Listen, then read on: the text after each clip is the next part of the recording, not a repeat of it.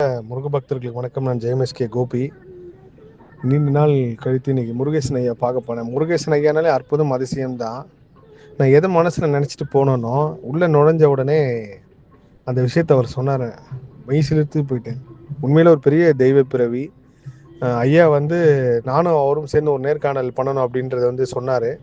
அது மட்டும் இல்லாமல் இன்னொரு விஷயம் நான் போனோன்னே ஒரு பதிவு பண்ணார். அது ஒரு சில பேருக்கு இந்த ஒரு தெய்வ சக்தி பிறப்பிலே இருக்குது. அதில் உண்மையிலே ஒரு தெய்வ பிறவி முருகேசன் ஐயா. ஒரு நல்ல உடல் ஆரோக்கியத்தோடு இருக்கார். விரைவில் மக்களையும் சந்திக்க போகிறதா சொன்னார். ஆஃபீஸ் பார்த்துக்கிட்டு இருக்காரு. கண்டிப்பாக அந்த நேர்காணல் படப்பிடிப்பு விரைவில் இருக்கும். பக்தி இன்ஃபினிட்டியில் அந்த நேர்காணல் வரும்.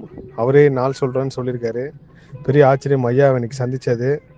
ஒரு மறுபிறப்பு எடுத்துகிட்டு வந்திருக்கேன் அப்படின்னு சொன்னார். இதிலேருந்து நம்ம உணர வேண்டிய விஷயம் என்னென்னா, எப்பேற்பட்ட எனக்கு தெரிஞ்சு தலை சிறந்த ஜோதிடர் அவர். இந்த ஜோதிட கலையில் மிகப்பெரிய ஒரு தலை சிறந்த ஒரு மகான். அவருக்கும் நேரம் விதி வேலை செய்யுதுன்றதான் ஒரு பெரிய உண்மை. நான் இன்னைக்கு ஒரு விஷயத்தை உணர்ந்தேன். இப்போ நம்ம கூட பழகிறவங்க, நம்மளுக்கு ரொம்ப தெரிஞ்சவங்கலாம் ஒரு பெரிய துன்பத்தை அனுபவிக்கிறப்போ நம்ம நினைப்போம், அச்சா இவ்வளோ நல்லவங்களா இருக்காங்களே, இவங்களை எப்படிதான் துன்பம் அப்படின்ட்டு. ஆனால் எல்லா விஷயமும் இயற்கையை கரெக்டாக தான் செய்யுதுன்றது நான் கண்ட உண்மை. இதை பற்றி நான் விரிவாக நிச்சயமாக பதிவு செய்கிறேன். கர்மா எப்படி வேலை செய்யுதுன்றதுக்கு ஒரு பெரிய உதாரணம் நான் சொல்கிறேன். தெய்வ குழந்தை ஒருத்தங்களுக்கு நாளைக்கு ஆப்ரேஷன், அவங்களுக்கு ஒரு பெரிய ஆப்ரேஷன், கிட்டத்தட்ட ஒரு மறுபிறப்பு மாதிரி அந்த குழந்தைக்கு. அப்போ நான் சமீபத்தில் அவ்வளோ யாரும் கர்மா பார்த்து சொல்கிறது நிப்பாட்டியிருந்த காரணம் என்னென்னா, நம்ம மனிதன் என்றைக்குமே அந்த எதிர்காலத்தை பற்றி தெரிஞ்சுக்கிற விஷயத்தை யார் கடத்தினாலும் அது இயற்கைக்கு முரண்பாடானது. இப்போ எனக்கே ஒரு இன்ட்யூஷன் ஒருத்தர் பற்றி நான் சொல்ல வரேன்னா கூட அவ்வளோ சீக்கிரத்தில் இப்போ சொல்கிறதுக்கு நான் யோசித்து நிப்பாட்டிடுவேன். அப்படி இருக்கும்போது யாருக்கும் இந்த கர்மா பார்த்து சொல்கிறத நிப்பாட்டியிருந்தேன். அப்போது ஒரு தெய்வ குழந்தைங்க ஆப்ரேஷன் பண்ணக்கூடிய ஒரு டாக்டர், மிகப்பெரிய பெருந்தன்மையான ஒரு தொண்டு.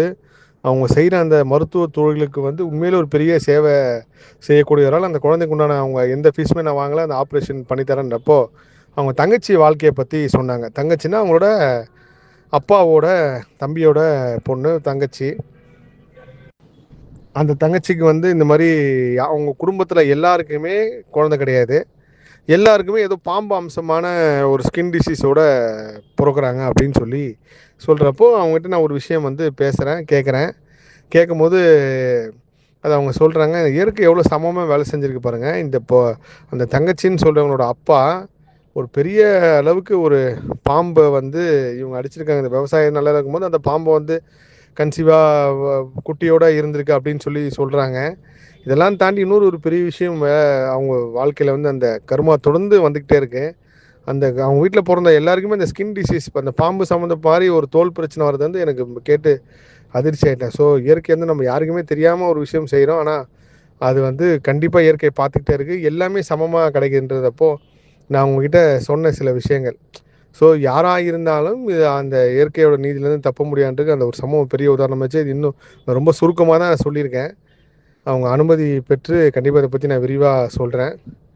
யாருக்குமே குழந்தை இல்லை. அது அந்த பாம்போட சாபமா இல்லை என்ன மாதிரி ஒரு கர்மா அவங்களுக்கு தொடர்ந்து வருதுன்றது தெரியல. இது உண்மை. நான் கிட்டத்தட்ட இந்த மாதிரி ஒரு 10 பேரை பார்த்துருக்கேன். நம்மளுக்கு மேலே ஒரு சக்தி சமமாக வேலை செஞ்சுட்டே இருக்குன்றது உண்மை. நான் திரும்பவும் சொல்ல, ஒருத்தவங்க ஒரு பெரிய துன்பம் வருதுன்னா நம்ம நல்லவங்களாக இருக்காங்க மட்டும் அந்த துன்பம் நம்மளுக்கு வராமல் போகும் அப்படின்னு கிடையாது. எல்லாரோட மனசு எண்ணம் தான். நீங்கள் எவ்வளோக்கெவ்வளோ பரந்த மனப்பான்மையாக இருக்கீங்களோ அவ்வளோக்கெவ்வளோ உங்களுக்கு இயற்கை உங்களுக்கு இன்னும் பெரிய ஒரு சக்தியும் புத்தியும் கொடுக்குன்றது உண்மை. எவ்வளோக்கெவ்வளோ குறுகிய மனப்பான்மை இருக்குமோ அதுக்கேற்ற மாதிரி தான் நம்மளை விதி வேலை செய்யுன்றதும் உண்மை. எல்லா புகழும் முருகனுக்கே. நன்றி.